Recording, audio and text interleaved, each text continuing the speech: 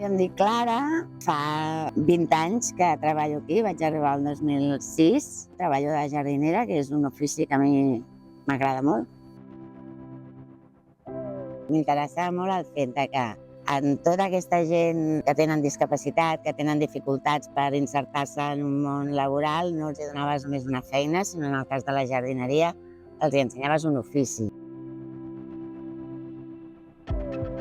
Era una empresa molt petita, llavors, i en total potser eren 20 persones. Teníem com una caseta i això, llavors ens reuníem tots, usuaris i caps d'equip i tot, allà a la mateixa sala i a repartir una mica la feina. Era com molt més casolà, clar.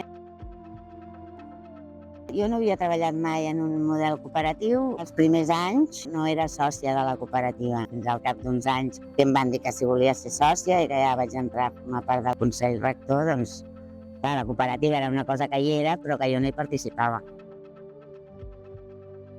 Que estàs com més al dia de les coses que es fan o que no es fan, coses que el soci que no està en el Consell Rector no li arriben.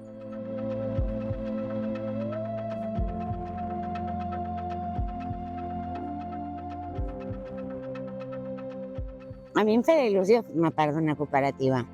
A mi m'interessava el model cooperatiu.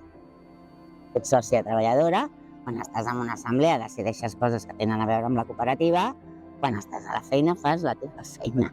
Aquest tipus d'estructures ajuden, no? Perquè són menys individualistes, tenen a veure, també has de tenir en compte els altres, amb la manera de fer, amb la manera de treballar, amb la manera de conviure, i crec que és un model interessant per sortir una mica d'aquest egoisme i d'aquest individualisme tan exagerat.